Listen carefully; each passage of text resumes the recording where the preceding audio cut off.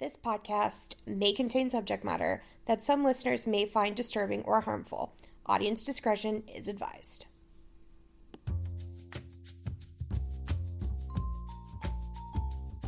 Giving free one-sided therapy to the stars of reality. It's Rachel and Kacie with CBT and the TV. CBT and the TV.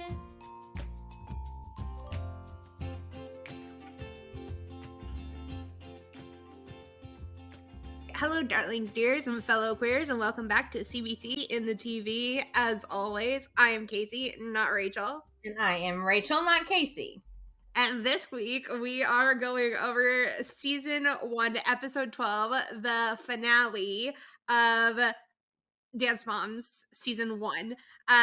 Well, it's the storyline finale. There is technically one episode after this, but it's Abby's favorite moments, and we're not going to give her any more airtime than she already commands. So this will be the episode finale for us. Before we delve into the episode, let's check in with Rachel and Kacie's Jar of Fun.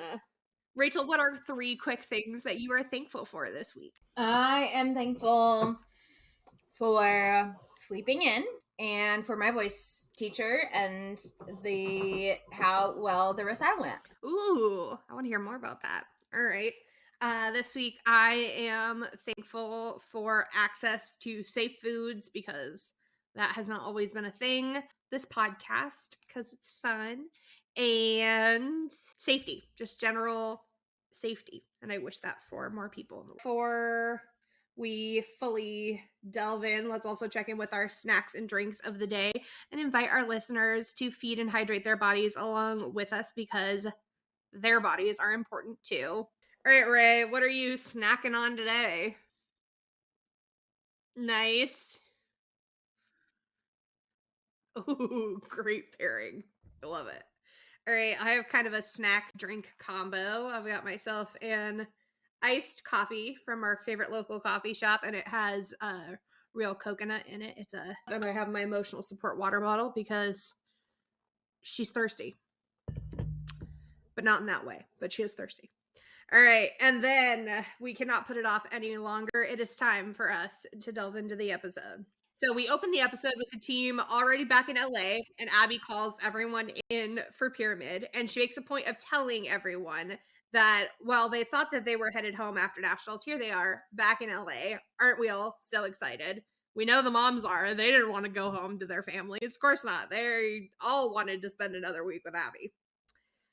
She also points out that there isn't a pyramid this week. All the girls' headshots are in a straight line on the mirror behind Abby. And Abby explains that this is because it doesn't matter how talented you are or how hard you work when you're in Hollywood. It's all about the look. And Abby's going to say several things like this week, where it doesn't matter how good of a dancer you are, how hard you work. It's about the look. And while this is technically true, you do have to have a certain look when you're getting cast for a role.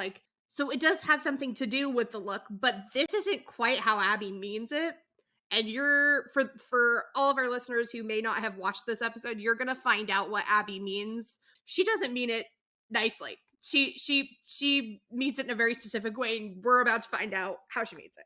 Abby tells the girls that she is finally ready to tell them what the big surprise is, and she announces that they will be auditioning for a major music video. And while they may be going to an audition for a major music video, the project that we end up talking about this episode, calling it major's up for debate. That's all I'm gonna say. Abby tells the girls that she will not be involved in any of the decisions that will be made this week. So it's every man for himself. Abby says it's every man for himself, and it cracks me up because she's in a room full of tiny little girls. She then tells the moms that instead of rehearsals for this week, she wants to do classes with the girls, specifically in hip hop, because this is the type of choreography that they'll be given at the audition. I don't have a problem with that. I think that's great. I think potentially they should be better prepared than they are the day before the audition. I don't think that's the day you hold the class, but this will be a theme that you could put on a bingo card for Abby. The girls are underprepared, quick, have a class the day before the audition. It's the next day, and we join the girls in class with Abby so that they can work on hip hop. And class begins with Abby telling the girls that she doesn't know how hard the choreography at the auditions is going to be. She then tells us that at her studio, she tries to make sure that her dancers get to study everything: tap, ballet, acro, hip hop. But that if you asked her, hip hop is really not their forte. I think it's funny that Abby says that she goes out of her way at her studio to make sure her dancers get to study everything, when very recently we've gotten to see clips of the recent Dance Moms reunion. And when any of the girls were asked to talk about hip hop dances that came up on the show, all of the girls have said, "Oh, we never, ever did hip hop at Abby's." I think Abby is trying to cover her own butt. And I think that's also something that we could put on a bingo card. While the girls are working in class, the moms head outside to talk in this little patio area. And I find this little area super funny. They're sitting on mattresses that have like sheets put on them to make them look like couches. I've always been dying to know, like for over a decade at this point, if production set these couches, air quotes couches, up for the moms to sit on, or if they were already there. Christy tells us that she wants to take this opportunity for what it is, and that while she's excited about it, she isn't gonna like hold her breath. And Holly tells the moms that she's worried that this project may include a bigger time commitment that they might not know about now. Like, sure, maybe they're going for the audition right away, but what if they have to come back to film the project? And since she has a whole family at home and a school to run, she's not sure she can commit to any of it. And I kind of feel for Holly about this, because it's not like she could have prepared Nia for like, hey, we might not be able to do this, because she didn't know what the project was going to be until like 20 freaking minutes ago. Oh, yes, I was about to, that's my next point, is Melissa, tone deaf as absolutely ever, says that, she's lucky because she's a housewife, so she can just go anywhere and do anything when her kids get a call or an opportunity. She takes this opportunity to talk a bit about Maddie's experience auditioning in New York as an example of this. She's like, we would get a call the night before and they'd be like, someone wants to see Maddie tomorrow, and we would have to drop everything and figure it out and get Maddie there. And it's hashtag Kenzie Erasure. Yeah, because like, that's great that you were able to do that, but does that mean that Mackenzie just had to come with you?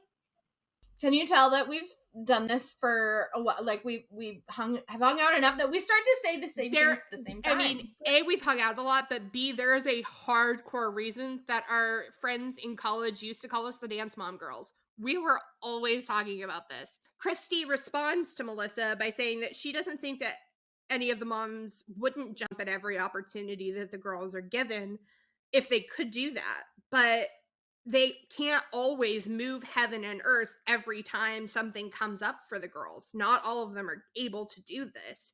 And it doesn't mean that they don't want the best for their girls, or that any of them care less for their girls' career than any of the other moms. Mm-hmm. But we can also tell that both Christy and Holly feel like Melissa's kind of missing the point. Like, you get that that's not, it's not like we don't want to do that, right? Like we would love to be able to do that. It's not like you get that that's not a choice that all of us get to make, right? Like, Melissa then goes on to say that of course they'd all help each other take the girls wherever they needed to go, whenever they get a call, for whatever the girls wanted to do, and that she's always happy to take all of the girls with her. Christy responds to this, telling us in an interview, saying that you kind of have to be careful with Melissa because she's always saying that she will help you do whatever you need to do to help your kids. But what this usually means is she's just going to do whatever she needs to do to get her kids ahead. To cap off the group conversation, Melissa says that they have to remember that, of course, they all think that their kids are really great, but that they're in LA this week, and that all of the kids in Hollywood that they're going to be interacting with are going to be really great. So they can't think that they're all just shoo-ins. And let me tell you, just when you think that Melissa has hit the nail on the head, she's got it. She's figured it out. Like, you cracked the code, kid. You did it. she has not had any actual insightful perspective, because she tells us in an interview right after she says this to the moms that she isn't really worried about Maddie because she's the best overall dancer at the studio. So obviously she's got the best shot, but she doesn't know about anyone else, so she doesn't want them getting their hopes up. And she's right back to committing hashtag Kenzie erasure. Again, we know now that Melissa has taken the opportunity to make some headway and had some personal growth, and she realizes that she wasn't always making the best decisions for all of her family at the time of the show. But it's still really hard to, go back and watch. And I can imagine that it's probably hard for her to have all of us watching it again and again and again. Back in hip hop class, Abby is dancing along with the girls, and it's giving all of them all of the giggles. The girls think it's super funny. And Kenzie tells us in an interview that she thinks Miss Abby looks silly when she does hip hop. It's worth a watch. This episode's a little bit of a slog, but it's kind of worth it to tune in to see just a couple of things, and Abby dancing hip hop's decidedly one of I mean, Abby dancing anything is really quite hilarious. them. Yeah. Don't lead them down the primrose path, Rachel, because Abby impersonating a drag queen is not funny. It is terrifying and slightly offensive. She thinks don't tell her she's funny, because she'll keep doing it until the day she dies, and she needs to stop it. Abby has the girls do the combo that she's taught them 2 at a time to kind of mimic the experience of an audition as much as she can do in the classroom setting. And I will say it's very hard to teach audition prep because your kids are comfortable in the classroom. They're going to be dramatically uncomfortable in the audition, and you cannot recreate that feeling. Maddie tells us that she's worried about this audition because it's hip hop, and hip hop isn't her forte. It's not the kind of dance that she is strongest in. It's the day of the big audition, and we see that the girls appear to be attending an open call sort of audition, which means that there are wall to wall people, hundreds of people milling around, kids who are auditioning, family members, stage parents, staff members, and of course the cameras are trailing them. So, let's just add more people for kicks and giggles. We learn that the girls will be auditioning for MSA, which is McDonald Selznick Associates, which, fun fact, will go on to represent Nia in her career later in life. So, yay. We love that. We do. And this is a very reputable agency in the dance world. You want to be represented by MSA. You want to work for MSA. And so, of course, the girls are understandably nervous, and we can see that. This is a side of the girls we don't often see. This is kind of like all of them froze up on stage during their solo. They're all like tight, and their breathing's a little constricted. They're anxious, understandably. This is a big deal, and they're all aware of that. And this is one of their first really big auditions that they've ever done. Yes, and they did audition earlier this year for the agent from Broadway that came, Caesar. However, that was at their home studio. So again, it's one of those things where it's really hard to teach audition awareness, because when you're in your own backyard and the casting agent comes to you, it's hard to know, how am I supposed to act? This is where I am every day and I'm a child. But when you go somewhere else, you're like, oh, what do I do? I don't know where to, it's like your first day of high school. You don't know where you're going. People are shouting at you, and you're supposed to make a good impression. It's a lot. And with Caesar, it was a much smaller environment, and part of the audition was the showcase that they already do. I don't love auditions for kids, and I really, really don't love cattle call auditions for kids. I highly recommend watching Allison Stoner's Toddler to Trainwreck pipeline videos on YouTube. She has a whole series where she talks about, because she was both a dancer and an actress. Correct pronouns. They talk a lot about what it was like to go through that whole process as a child, as someone who would have been these girls' age, and what it looks like from their perspective, their being a child perspective. I really don't love this setup for kids. I understand that there might not feel like there's a better way to do it, but there has to be, because this isn't it. We get several shots of the girls moving through the auditioning process, turning in their paperwork, moving through the throngs of people, going into class where they're going to learn the audition combo. And we really get the feeling of being there with the girls.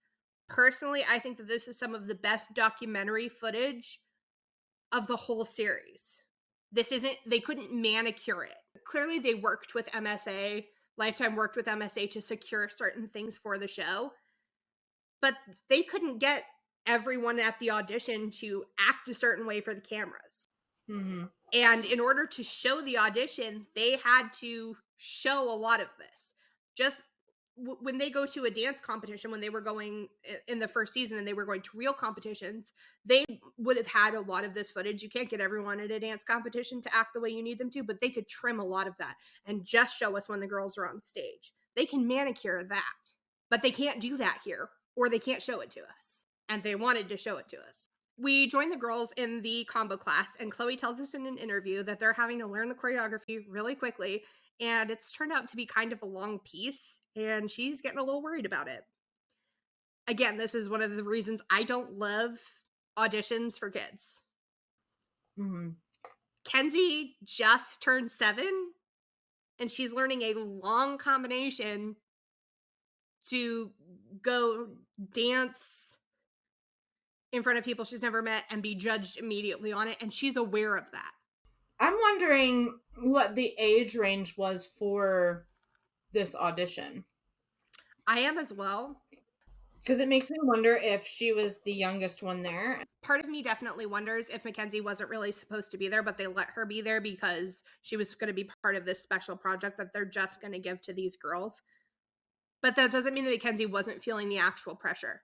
Even if you had told Mackenzie you're not actually auditioning, it doesn't matter if you mess up, it doesn't matter if you get everything. Mackenzie is so used to being screamed at for not getting everything correct, she's going to feel all of that pressure. Mackenzie seems to realize that she isn't quite keeping up with all of the bigger and older kids around her, and she starts to get overwhelmed. Brooke turns and asks her if she's okay, and Kenzie responds, "No, I don't know it." The choreographer notices this and approaches Mackenzie, and he asks what's wrong. Kenzie tells him that she doesn't know the dance, and the choreographer does respond very kindly. We saw this happen with Caesar. Kenzie didn't want to sing that day. She'd just done a duet with Vivi where she had to do a chin stand. You don't want to sing after standing on your chin. Your vocal cords are stretched and not in the way you want them to be. And he's dealt with 6-year-olds before. He's like, yeah, sometimes first graders don't want to sing. That's fine. These are people who were used to working with professional kids, and they're aware that kids don't want to do stuff every time you see them. But that's not the environment Mackenzie is used to. Choreographer tells Mackenzie just to do as much of the dance as she can do, not to worry about it at all, and that she's doing really well. And I'll tell you that when Caesar and this choreographer have accommodated Mackenzie's needs, especially for her age, and Mackenzie responds to it negatively, I think it really shows the cracks in Abby's teaching pedagogy. And she is so certain, she preaches it still to this day, that the way she teaches kids works. She's always telling the girls that if they ever show any side of basic human emotion or needs in the professional world, they're going to be labeled and fired immediately. And Kenzie is so used to hearing that just doing what she can do for her age is mediocre. So she automatically assumes that if she's in a professional setting and she's just doing what she can do for her age, even if the teacher clocks her as the youngest and the littlest in the group and is like, she's picking up really good for how little and young she is. Oh my gosh, she's doing amazing. She's aware that if she's not doing the same thing everyone else in the group is doing. It's almost like the adults in the real world are kinder to these children than the adults in their backyard are going to be. Yes.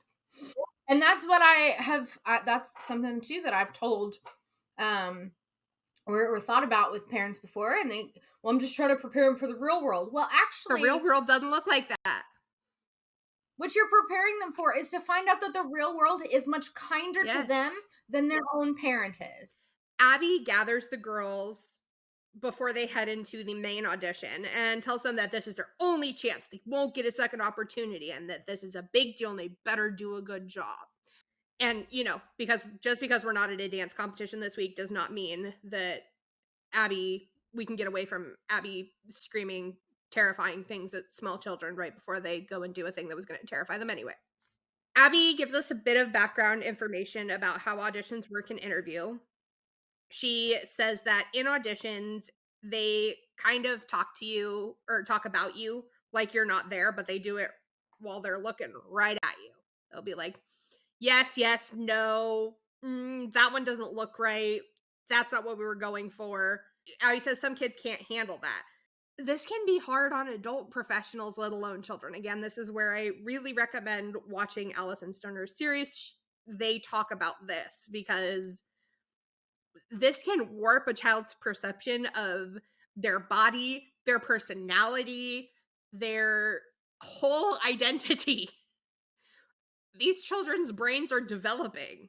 Going to multiple auditions, some of these kids go to multiple auditions a day, and getting this kind of feedback about their bodies, the way they speak, their intrinsic themness. And most auditions end in a no for a child. Again, adults have said that dealing with this can leave them questioning who they are.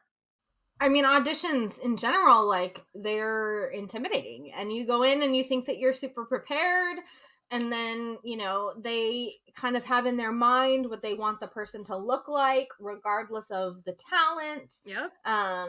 So it can be very disheartening when you're like, that's the best that I have ever sung in my life, or have ever danced in my life, or have ever cold read in my life. And they don't pick you simply because you have freckles and they want somebody who doesn't have freckles, or you have brown eyes and they want somebody with blue eyes. Like, it can be disheartening to not be chosen simply because of something you can't control anyway.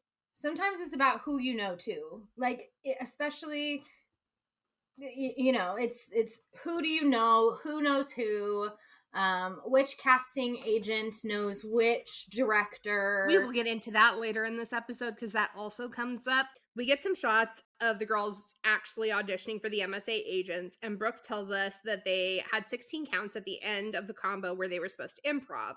And Brooke tells us that she thinks that this was really good because Abby had prepped all of the girls to be ready to improv, so she knew what to do when she pulled out all of her tricks. I will say, again, improv can be really intimidating to dancers of all ages. Even just in the class setting, it feels really exposing, really uncomfortable. Most people don't want to do it. And if you do want to do it, it either takes years to build up that desire to do it, or it's something you're born with. There's not really any in between. So I think it was really, really great that Abby prepped them, A, to be ready for improv, but B, to also look at the improv section, not as a chance just to be ready to do improv, but to, like, for Brooke, pull out all your acro tricks. If they want someone for anything acro, even if it's not this project, but moving forward, make that pop in their brain now. For Maddie and Chloe, I'm sure it had to do with their turns, or Maddie's really good. She has an amazing front aerial, doing that. Customizing it so each girl can bring out what she does best. Abby does not do this as much moving forward in the series. I do not know why. Potentially production had something to do with it because it's going to cause a lot of drama later. But I think this is the way to teach improv, particularly improv for audition. Auditions are now over, and Christy tells us that the head of MSA has asked to speak with just their group of girls by themselves, and that this is big. The girls go in to meet with the head of MSA and the agents, and they tell the girls that they want to offer them a special project. An upcoming pop star that they're working with is going to be shooting a music video and she just so happens to want a group of little girl dancers, and they think that this team would be perfect. And this is where I firmly believe that this whole thing is a production setup. From the speech that the head of MSA and the agents gave to the girls, it's kind of broken up line by line and given in this round robin style. it's prepped. Like, it feels like a fifth grade presentation to teach public speaking. It doesn't. It's got production written all over it. And also the fact that I'm pretty sure, Rachel, you could check the wiki. I'm pretty sure that the pop star is Ted Danson's daughter. She's someone's daughter, and I think it's Ted Danson's. Lux is somebody's kid. This is nepotism all the way down. Lux is the stage name of Kat Danson. This is a very long-winded way for us to say that this whole thing was a setup from Lifetime. I'm glad it happened. It makes for a cute episode, but is weird. The girls and Abby all start screaming and hugging each other, and the girls are jumping up and down. And so regardless of the setup factor, the girls are jazzed, and I'm really glad they're so excited. It's a very cute moment, especially when Abby is happy and like loving on the girls. It's nice to see, you know, them feeling like they've got some support from their dance teacher. All of the girls have said, like, looking back and watching the moments where Abby is happy for them, they treasure those moments and having them on film. So Brooke tells us in an interview that she normally doesn't get excited about this kind of stuff, but being in a music video is a big deal, and that's pretty exciting. So again, don't take our word for it. This is Brookie approved. It's a big deal. It's the next day, and we join the girls in rehearsals for the music video. And as they're stretching and getting ready, the video's production team comes in to greet them and give everyone a rundown of what things are going to look like on the project and how important this whole thing is. Not like they didn't know. For these girls, every week is the most important week of their lives, and they better not mess it up. We learn that the producer of the video's name is Seven, because of course it fucking is. Seven tells the girls that the artist they're going to be working with is named Deluxe, and he introduces the group to the choreographer that they're going to be working with for the video, whose name is Ray. Ray tells the girls that he has worked on Shake It Up and Victorious, two very popular shows that were on Disney Channel and Nickelodeon. This means he's worked with Zendaya and Ariana Grande. And of course, the girls are completely starstruck by this. They're like, Mackenzie's jaw drops. It's very cute. Ray goes on to tell the girls that this project will mean long days and that it will be a lot of work. They'll have a hair and makeup test. They're going to be partnered with boys in the video, as well as needing to audition within the group for the lead role in the video. Of course, the girls are like, long days? What do you mean? We already do that. Sign us the hell up. We're here. And as far as auditioning within the group for the lead role, of course, we can't have a week where the girls just get to have fun without competing against one another. So, you know, same crap, new week. The girls start rehearsals for the video, and everything seems to be going very well, given that these are all little kids, and the pace that things are moving at is pretty quick. And we do soon notice that Kenzie is becoming overwhelmed. Understandable. Again, she's 7. Barely 7.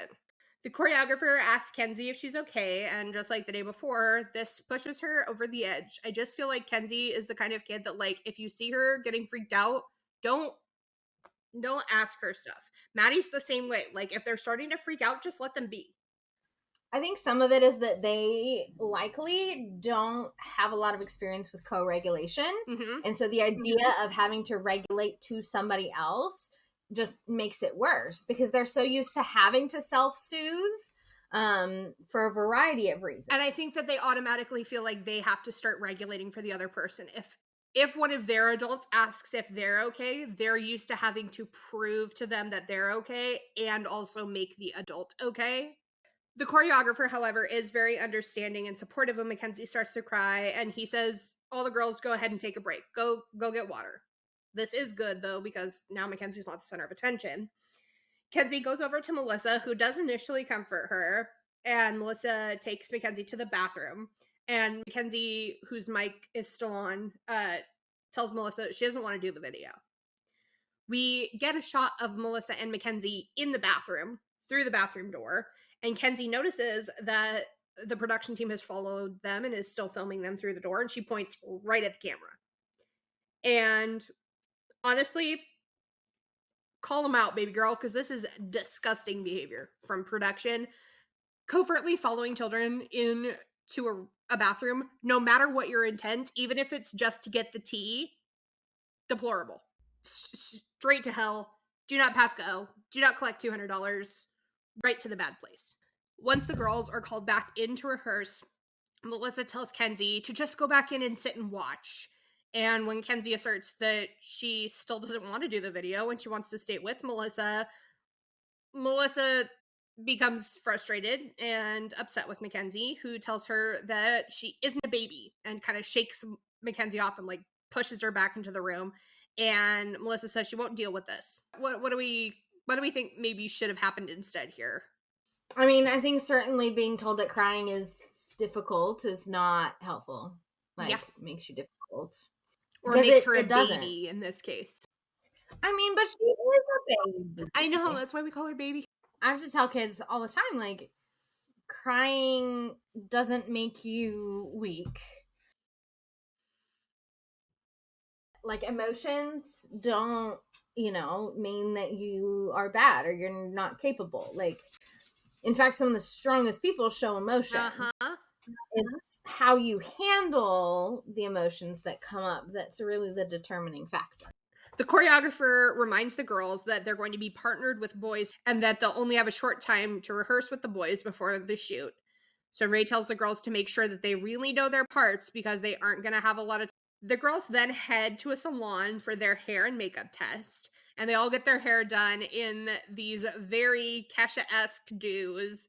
They get zebra print and crackle polish on their nails. Their makeup is very intense. It's all super 2010s, and the girls all look so happy and like so excited. It's so cute. It's professional dress up. They usually have to do their own hair and makeup. Yes. So when somebody else is doing it for you, it's a dream. While the girls are getting primed and polished, the moms are sitting in the waiting area of the salon, and they talk about everything that happened this week. Holly says that she thinks that the choreographer has been really good, and Melissa agrees, and she goes, but Kenzie, ugh. And she like makes this face, like she intimates very much that she feels like Kenzie's been a hot mess. And while it's not Kenzie erasure because she's talking about Kenzie, lay off. If you can't say anything nice, Melissa, don't say anything at all. She's little. In an interview, Melissa tells us that while she isn't worried about Maddie because Maddie's used to long hours at the studio and choreography quickly, Mackenzie can't handle that. And on top of all that they're doing right now, they're going to dance with boys, and she doesn't know how things are going to go. And again, while it's not Kenzie erasure, it feels just as bad. The moms talk about how excited they are for the girls to get to do partner work for the video and how getting your first partner in dance is a huge milestone. The girls have danced around boys before. Getting your first partner, is a very big milestone in dance. And it usually doesn't happen until you're around Brooke's age. The fact that Brooke had a duet where she was doing partner work with Brandon when she was 9, that's atypical. That's not normal. This isn't a heteronormative thing. The moms aren't like, oh, they get to dance with boys. They get to do partner work. It's just a big milestone, and I think they're really excited that it's happening. Their first partner work is in the professional world. Holy cow, that's huge. And it's happening while they're still little. It's like, oh my gosh, I can't believe it's happening. It's so cute. The moms all agree that they need to eat some crow after complaining all season about the girls needing to learn a bunch of new numbers every week, since it's clearly paying off pretty hardcore right now, with the girls being able to keep pace with the demands of the professional world with relative ease. And it might seem like Mackenzie is not, but she is, especially for her age. And I think all of the actual professionals around her are very aware that she's doing an exceptional job for someone as young as she is. If you work with a younger cast, you anticipate it's going to take a little longer to work with that younger person. And working with kids, there are two types of people. There are those who like working with kids and know how to work with kids, and there's everybody else. So if a director, if a choreographer, if somebody who's casting, if they want to work with kids, they know how to work with kids. And we've seen that time and time again. Caesar, yes. And that's the weird thing, because Abby, she's built her whole career around working with kids. But here's one of the things that I don't think Abby ever thought of or took into consideration. Abby started working with kids because she started her work as an extension of her mom's dance studio. And then she just... At what, 14, right? At 14. So those were the people she had access to. And those were also sort of her friends. Kelly and Abby aren't that far apart in age. And then she just took over her mom's business entirely as she grew up, instead of potentially going on to choreograph for grown people, which I think Abby probably would have been better at. I'm not saying Abby doesn't enjoy children or think that they're cute or sweet, but Abby will go forward in life saying that children have a time and a place. If you believe children have a time and a place, you don't have a time and a place with children. Not as their educator, not as their caregiver.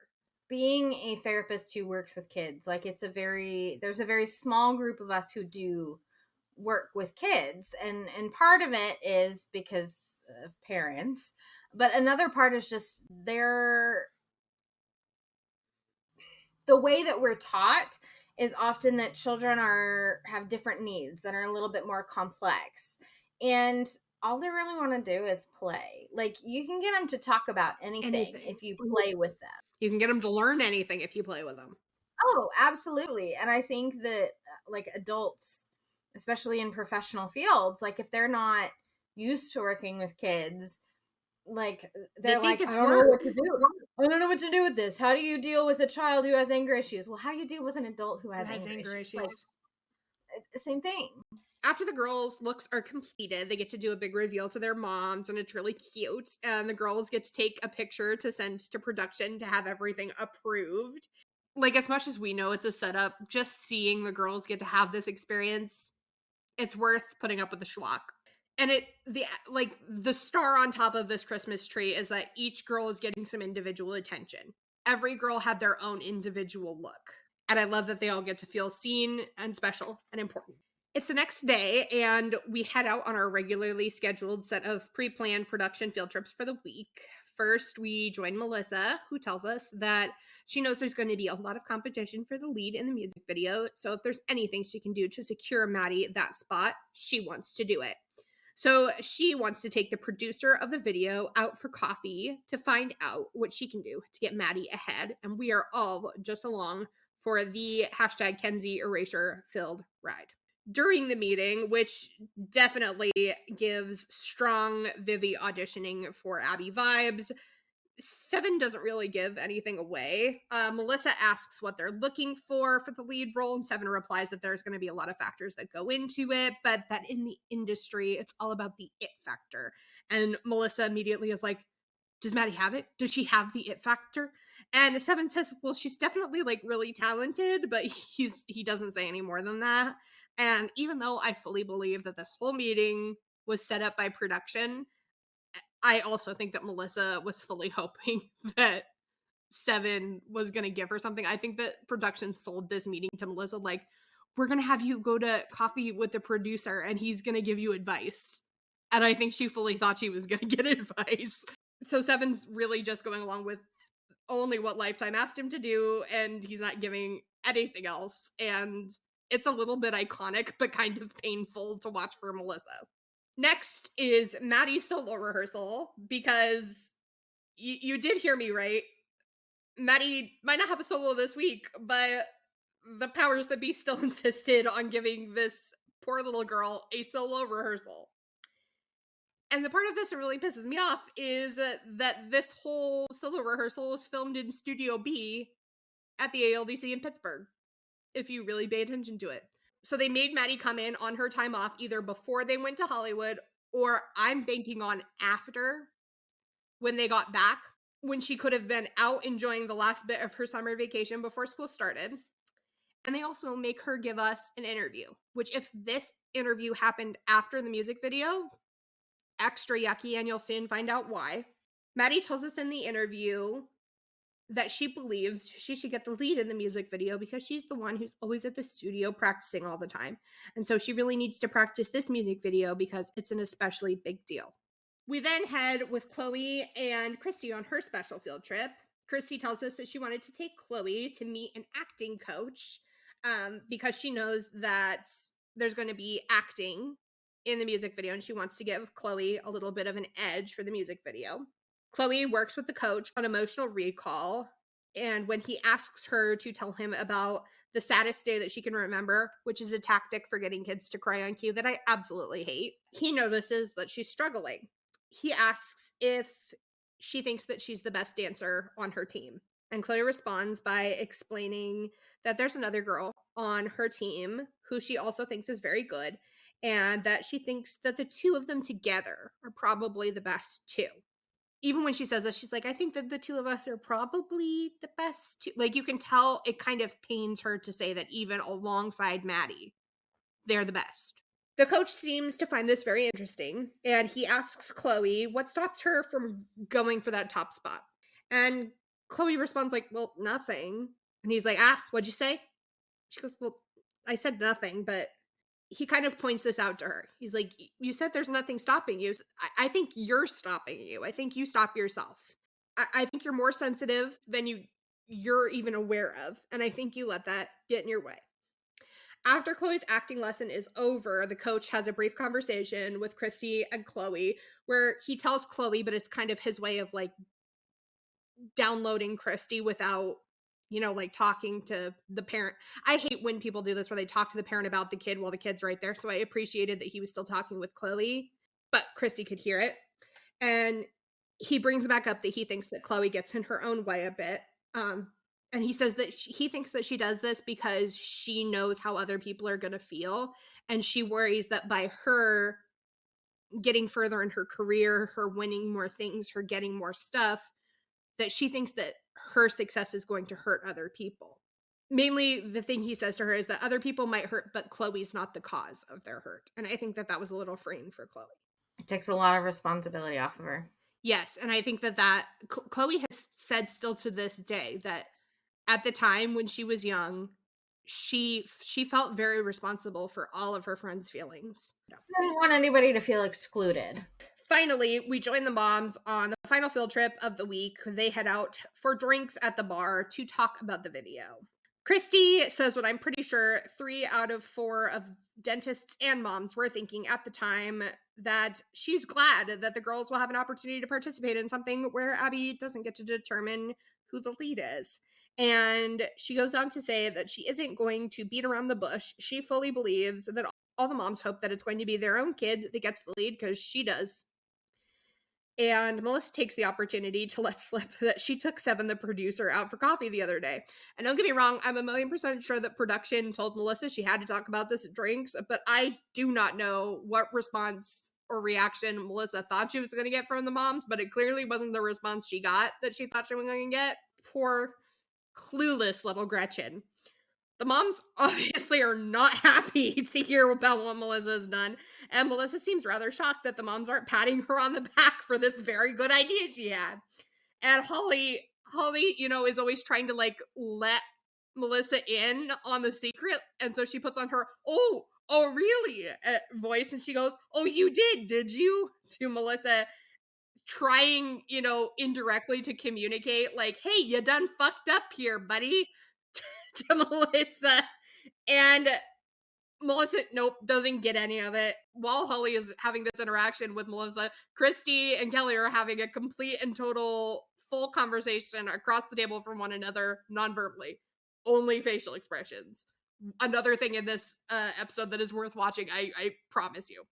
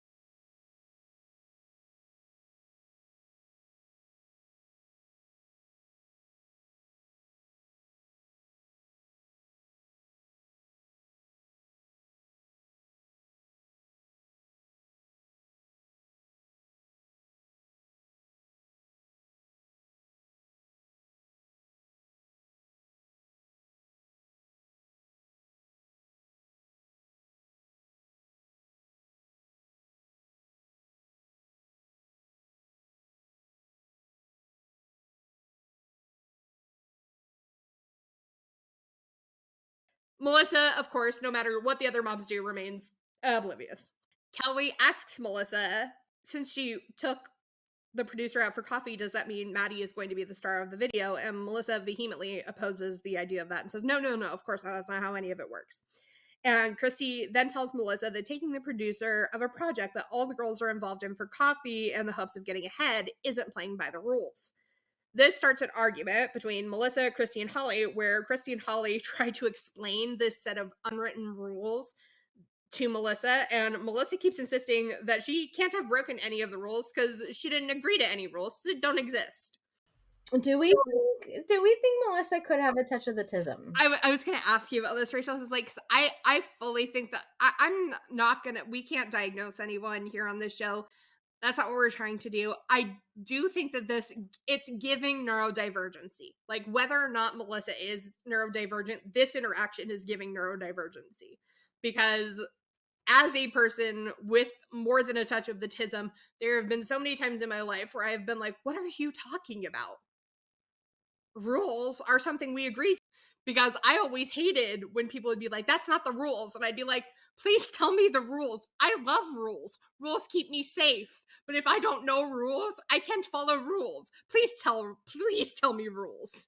Melissa's getting upset. She's like, you're yelling at me and I didn't agree to rules. What are these rules? I can't break rules if I don't know rules. So whether or not Melissa is neurospicy or neurodivergent in any way, if you are neurodivergent in any way, watching this interaction feels very homey because you're like, me. That's me. Like, you also don't pick up the social cues from other people either. Because what I would feel like if I were in Melissa's shoes is I'd be like, we didn't have any social interactions leading up to this for me to have picked up any social cues. We haven't done this before. What I know now is that Melissa's not picking up those patterns of like other similar things where like, no, we haven't gone to LA to do an audition where it's not okay for you to take the producer out for coffee. But in the past, we have done, going to New York for auditions, and we all got a call back, and they called you back, and you didn't tell the rest of us. They called you and told you to tell us, and you didn't tell the rest of us. You just went by yourself. I'm not saying Melissa actually did that. I'm saying like that's an example of like, that wasn't playing by the rules either. Those are the rules we're talking about right now. And Melissa is very much like, no, the rules for this one. What are the rules for this one? And they're like, the rules are for everything. And she's like, no, the rules are for right now. What are the rules for now? The conversation ends with Kelly pointing out to Melissa that stuff like this is why Maddie is always getting ahead and gets extra stuff. Holly says that she feels naive because she thought that if a project was supposed to be based on an audition and getting picked from that audition, that it was based on your talent and not all of this behind the scenes stuff going on where you take people to coffee and you build relationships. Melissa becomes frustrated and she yells that she's done. And while part of this is definitely aimed at the moms and makes Holly upset, she says, don't talk to me like that. If you pay attention, Melissa also seems to be kind of gesturing off, like not at the moms. The moms are in front of her and she kind of gestures off to the side more toward the cameras. And I think she was talking to production because I think Melissa felt like Kelly did the week of the guest choreographer having to, the independent choreographer. It's not like she asked to go to coffee with Seven. Production made her go. She was happy to do it, but it wasn't something that she chose to do. It was her job for the week. And now she's getting yelled at by her friends. It's finally the day of the video, and the girls show up to rehearse with their partners. They're told to get straight into wardrobe. They get all gussied up in their hair and makeup. And then Abby gathers them together for her world famous pep talk. Abby tells the girls that this is it. There are no do-overs. Abby, you've already said that a couple of times this week. Were there do-overs then, or is now a do-over? I don't understand. You can't keep saying it. It loses meaning. It does. Like, there were no do-overs at the auditions, and there are no do-overs now, but if you keep saying it's like saying popcorn over and over again. It will, even if it does have meaning as a word, it will start to sound like nothing. In an interview, Abby tells us that the girls are getting their first taste of being a professional dancer this week, and that this is everything they've ever worked for their whole lives, because these kids have never done anything else and their grades aren't important. Shouldn't actually say that last part. That was just me. Partners arrive and Abby goes over to talk to them. And let me say, Abby giving unsolicited advice and inserting herself on set on the girls' professional projects really needs to go on our bingo card, because this is the first of many times where Abby thinks she runs the show and turns it into the shit show. I mean, honestly, what more do we expect from somebody with lots of narcissistic tendencies? Right? Like, because of that, you'd be like, what else do we expect? But at the same time, for how much she says, like, never say anything on set, never talk, like, it's so weird to me, because she tells the girls to, like, be very tight-lipped anytime they're with professionals, and she just walks into every professional setting and thinks she runs every person's show. The boys to make her girls look good, because that's their job, and she's doing all of this in her Barney the Dinosaur / Dora the Explorer voice, and even Melissa cringes when she does this, so we know it's extra bad.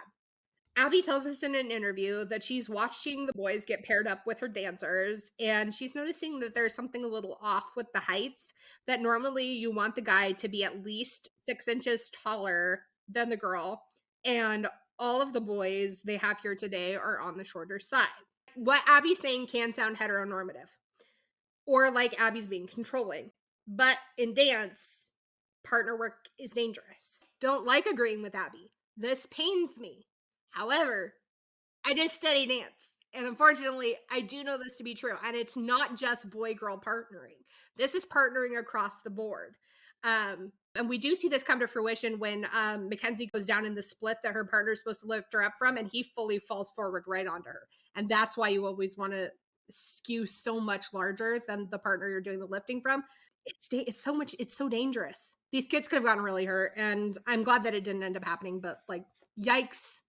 As rehearsal goes on, this problem continues to rear its head, because the little boy that Mackenzie is partnered with also seems to be relying on Mackenzie to know the choreography, which is understandable. You're always going to, like, all the girls tend to watch Maddie or Chloe out of the side of their eye to know what move comes next, and Abby always gets angry that they do this, but that this partner is leaning on Mackenzie, and Mackenzie's starting to feel the pressure, so she starts to freak out. And she starts to break down again. Mackenzie goes over to Gianna and tells her that she does not know the dance. She isn't ready. She doesn't want to do this. Melissa comes in, and Mackenzie starts repeating pretty adamantly and pretty clearly, I don't know it. I don't want to do this. I wanted to ask Rachel what you thought of Mackenzie's adamancy here, because earlier, like when we've seen her upset in the other two situations, it did, not that her emotions weren't valid, but she did seem a lot more emotional. By the time Melissa reached her, she was pretty clearly saying, I don't know it. I don't want to do this. I don't want to do this. Think of that, and what should parents do when their child is in the middle of something that might seem like a big commitment, but is telling you with clarity, no, not doing it. Don't want to. I'm not ready. I would get to the root of it. Like, what is it about it that you are not wanting to do? Is it that you're tired and you need a break? Are you feeling hungry? Do you need a snack? Do you need to review something again? Like, what? Especially because in little kids, your amygdala is really, really big. So your emotional control center is huge. So the dysregulation there. So first of all, okay, let's take some deep breaths. Let's get re-regulated and let's talk about it. Like, do we really, like, what is the reason that you don't want to do it anymore? Do you just feel a lot of pressure? Are you sure that this is something that you want to back out of? And if in a calm and more rational state, the child is still like, no, I really don't want to do this. Like, now that I'm calmed down and now that we've talked about it and I still don't want to do it, then it might be time to consider pulling it. But in that heightened state, your brain is not thinking logically anyway. So first, get your kid to a regulated state. Unfortunately, Mackenzie, of course, saying now that she doesn't want to do it, makes both Melissa and Abby pretty upset. And Abby gets right in Mackenzie's face and tells her not to be difficult to work with. And she does the air quotes, and she puts the air quotes like literally right. She's bent down in Mackenzie's face and she reaches her hands out. So the air quotes are right in front of Mackenzie's face, and tells her not to be difficult to work with because no one wants to work with a difficult child. And Abby tells us in an interview that she can't have Mackenzie crying like this in a professional atmosphere because Mackenzie's going to ruin her professional career before it even starts. Well, guess what, Abby? Nobody wants to work with a difficult adult either. Abby goes on to tell Mackenzie that she wouldn't be there if she wasn't ready. Abby wouldn't have let her do the audition, and the casting agency wouldn't have cast her if they didn't think that she could do it. And as much as this might sound like you're pumping Mackenzie up, all I can say is way to invalidate a 6 or 7-year-old, because she's repeatedly saying she isn't ready, she can't do it, and you're telling her that that's not true. She's been saying it for days now. And at this point, she might still be dysregulated, but the certainty with which she was saying, I'm not ready. That last time she said it, I was like, this kid is trying to tell you that she's been saying this for a long time and nobody's listening to her. And you just keep telling her that that's not true. Even if she can do it, which we know she can, her inside feeling of I'm not supposed to be doing this is also valid. Just because she can physically do it doesn't mean emotionally she's supposed to be. Mackenzie eventually does get back into rehearsal, and after they do a bit of partner switching, everything seems to settle down.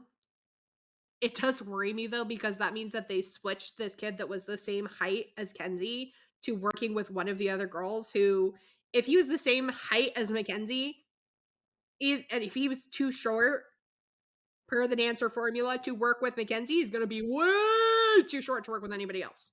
Kenzie tells us in an interview that sometimes she just cries and it's not a big deal. And listen, baby, you tell them your feelings are valid and you are allowed to cry. The way she says it, sometimes I just cry. It's not a big deal. Like, yes, baby. Uh-huh. Get yourself a t-shirt and wear that all the time. And anytime anyone tells you to stop crying, just point at it and be like, 7, the producer, arrives while the dancers are having a break, and he goes right over to give Melissa a big hug, and all the other moms are giving the most bombastic of side eyes. 7 announces to the girls that the artist for the music video would like to meet them and that she's excited to see who will get the lead in the music video because the lead will be playing Lux when she's a little girl. The girls are taken backstage to where Lux is getting final hair and makeup touch-ups, and they all say hi to her. And as the interaction progresses, we can kind of tell that one particular girl's hair, makeup, and costume look an awful lot like Lux's. And it isn't Maddie's. It's Chloe's. So while final auditions haven't happened yet, and there's supposed to be an awful lot of competition for this role, it does seem like production, whether it be for the TV show or the music video, has already made their choice. So I don't understand why we've got to go through what we're about to go through here, but you know. Brooke tells us in an interview that when she met Lux, she realized that in order to play Lux when she's little, you have to look like Lux when she's little. And she doesn't look like her. Because Lux looks like Chloe. When Brooke said this, and when I watched it this time, if you watch Maddie during this interaction of meeting Lux, Maddie looks starstruck. And it just made me sad because with all that we know, Maddie was being fed about her being the best and her, you know, when you tell a person over and over again that they're the best, they're the best, they're the best, they're the best, they believe that about themselves. And it's not a bad thing to believe in yourself.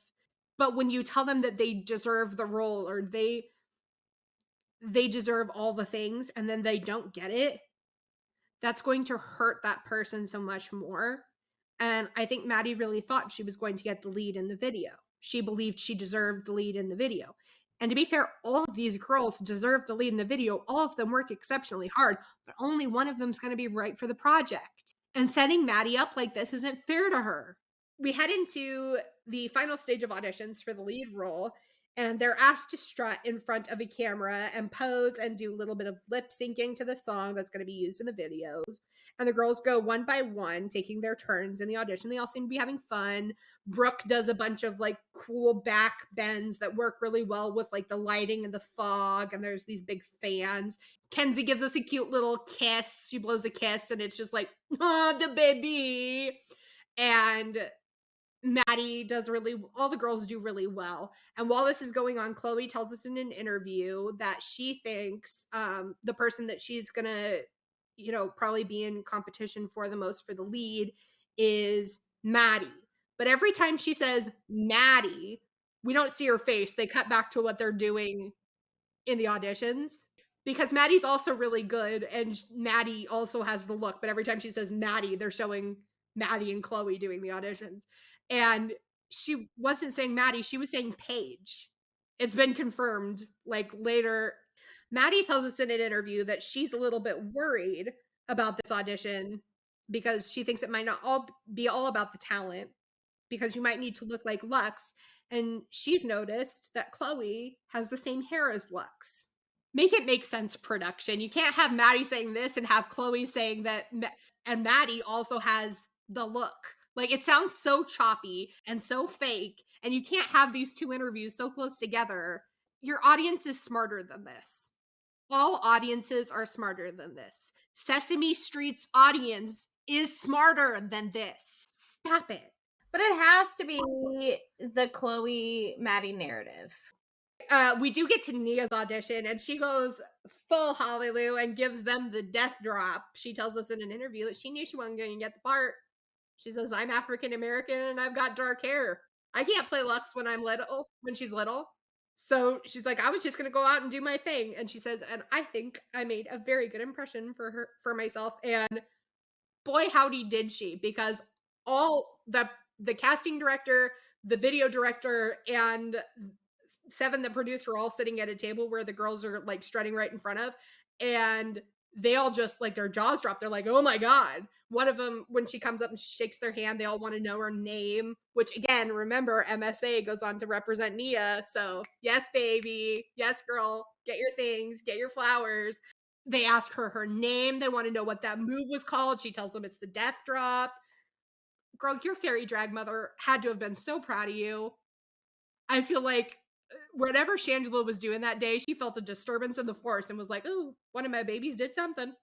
This is something that Nia has, and we'll go on to see this a few times in the future. It's not always highlighted on the show, but when Nia's put in a position where she's like, well, I can't get this part, but I can make them look at me and maybe they'll think of me next time. After all the girls have done their audition, the producers have a very similar conversation to the one the judges for the photogenic contest that Kathy entered Vivian. It feels very forced and choppy and edited, but I mean, what do we expect? Melissa tells us in an interview that of course every kid wants to get the lead, but everyone knows it's going to be Maddie, and that jealousy is just, par for the course. That's just how things work. Okay, Melissa. Maddie tells us that Chloe second guesses herself a lot and doubts herself a lot, and that Chloe has told her that she doesn't have self-confidence, but that she has a lot of self-confidence herself, and that she doesn't really get nervous, so she thinks she has a good chance of getting the lead. And this interview does not, paired with all the other stuff they do to this kid, this does not make Maddie look good. Don't do this to this child. Leave Maddie alone, okay? It's fine that she has self-confidence. You don't need to make it seem like she's full of herself. And putting it right after that interview from Melissa makes Maddie look bad. Maddie is not full of herself. Maddie is full of the crap that adults keep feeding her, and a healthy dose of 8-year-old self-confidence, which is fine to have. Please leave her alone. You already filmed her sister in a bathroom this week. Stop being gross. Seven makes a big show of announcing who will play Little Lux. It felt like American Idol back in the day. I seriously was waiting for him to turn to the camera and say, and you'll find out who the winner is right after these messages. But he finally does let it spill that Chloe has gotten the part because she's already in the costume and makeup and hair. Like, dude, we knew. But Chloe tells us in an interview that she's so excited. She's finally done it. She's made it big in Hollywood. It's a very cute interview. But you can see her like hugging Paige, and that's how we know. Like, it was down to her and Paige. They were sitting there holding hands and like looking at each other nervously while he was making the announcement. We know it was down to the two of them. I think production was the only one who didn't know that it was between Paige and Chloe. Christy is crying, and she tells us that when Chloe was announced as the lead in the music video, she was so happy and proud of her because she just wants Chloe to have an opportunity to feel special, and she thinks that this is a pretty good one of those opportunities. Melissa tells us that she was really happy that Chloe got the lead, but that she knows that it wasn't based on dance ability because if it was, her daughter would have made it to the top. Hashtag Kenzie Erasure. You have 2 kids.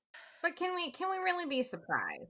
I didn't say I was surprised. It still pisses me off, though. There are lots of things that don't surprise me that make me mad.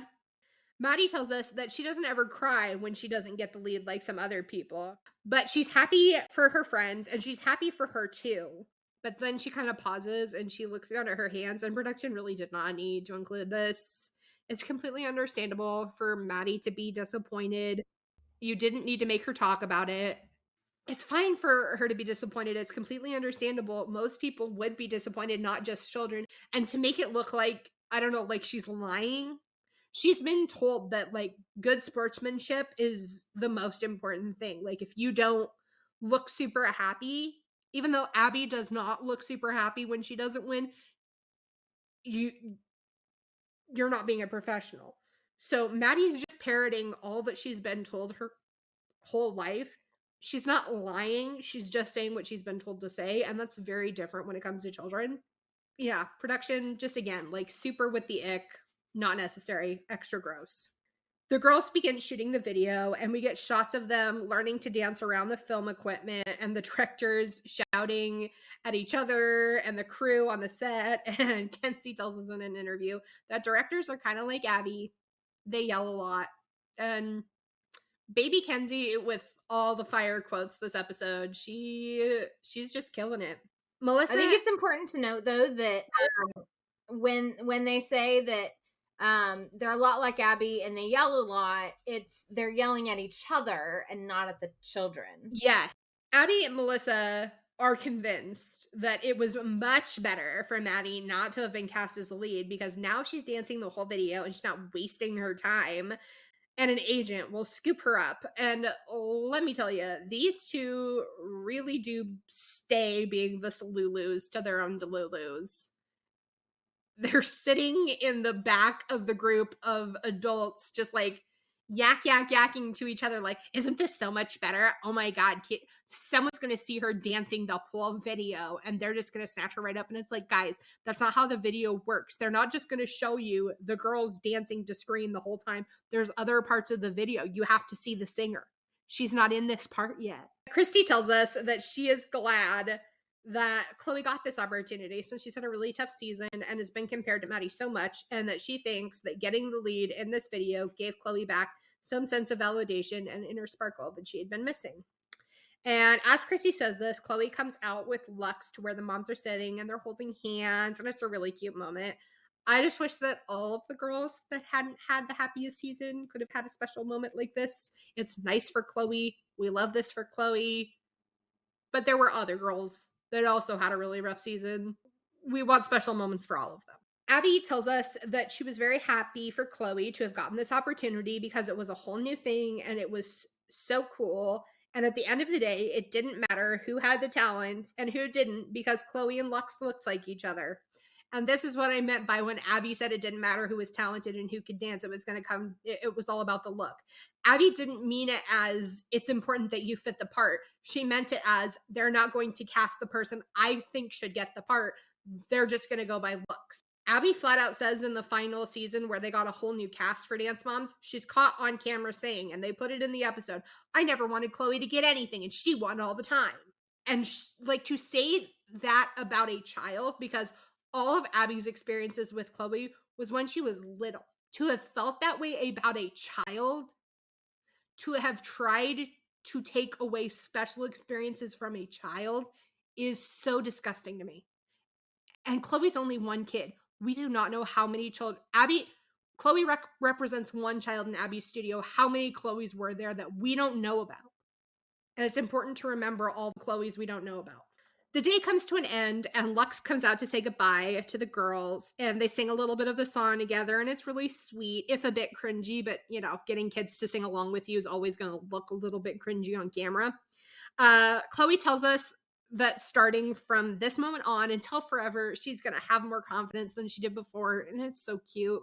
Baby Chloe's always cute, but baby Chloe, there's just something about her. You just want to reach through the screen and give her a squeeze. Abby tells us that she's proud of Chloe and she's proud of all of her girls, but now it's time for them to head home. We rejoin the cast a month later back at the studio in Pittsburgh for the premiere of the video. And everyone watches the video. Of course, the jumping and the screaming return because, duh, you're watching yourself in a music video. It's crazy. Chloe and Christy share a very emotional hug, and it's all very cute and sweet, and we love to see it. Abby tells the girls that they are the next generation of the Abby Lee Dance Company, and she wants them to remember that they're shining stars. They're her shining stars because, of course, they can't be their own individual people. That's crazy. The episode ends with Abby telling us that they have a short rest for now, but not for long, because we know before we know it, it'll be auditions for next season. And next season, Abby's taking off the gloves and she's going to make sure that every girl comes home with a crown on her head. So, we'll see how that goes, because I don't think you're going to competitions with that many titles, Abigail, but what do I know? I've just watched the series multiple times. Anyway, that was season 1, episode 12, the story finale of season 1 of Dance Moms. And I think all of our hot button topics that we've covered before are prevalent in this episode. I think we should definitely add links to Allison Stoner's YouTube page, because I do think that is an important thing to talk about. Kids may show interest in performing, and you may feel like, well, my kid really wants to do this. At the end of the day, you'll be the one facilitating it. It's important for you to understand your role in helping a child become a performer and asking yourself if that's something you're really, really ready for, and the impact that will have on your child and your relationship with that child moving forward. We will keep all of our previous resources that we've mentioned before, obviously, because while we see Nia rise above and perform above and beyond continually throughout this show, she shouldn't have to, and she really shouldn't have to in a place where she's being educated. So it's very important for all of us white people to do the work to be loudly anti-racist, because Nia shouldn't have to work this hard. No child should have to work that hard. I am putting the Allison Stoner YouTube link under our mental health support tab. Fantastic. Because she has some very prevalent topics overall that would certainly fit within that. I do want to make sure that we include that Allison Stoner's pronouns are they, them.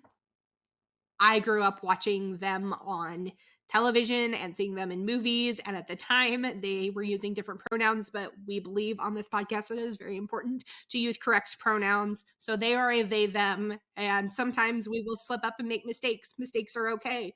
They are how we learn. Or we don't even know, because I did not know that about Allison Stoner. Yes, Rachel didn't know. That's why I'm telling you now. I knew I made a mistake earlier. I did say she. They are not a she. They are a they. And I will do my best to work on that. So, what are our takeaways from the episode, Rachel?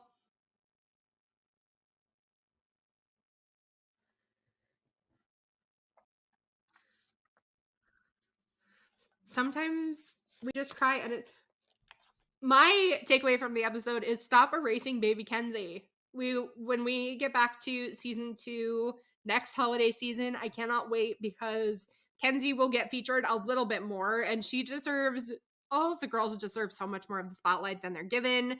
But especially the ones who don't get the spotlight, when you know more about them, you're just like, why don't they feature them more? They're so sweet and adorable. We love them. Ugh, it's awful.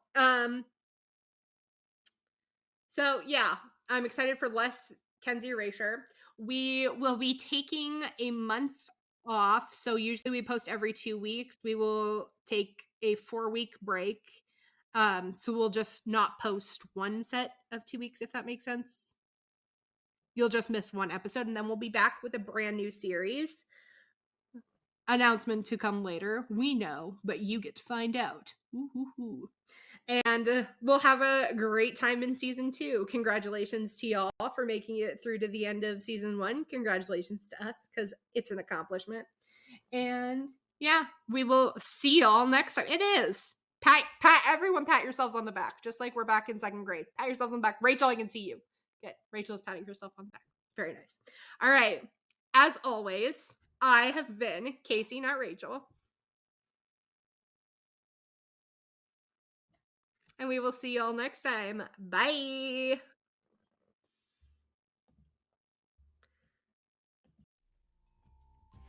CBT in the TV is hosted by Rachel Sprague and Kacie Campbell. Our show is produced by Rachel Sprague, Kacie Campbell, and Yakov Paley. Editing by Yakov Paley. Our theme song was written, composed, and performed by Emily McNally. Please join us on Instagram and TikTok at CBT in the TV for even more fun and access to the resources mentioned in today's episode. Thanks for joining us.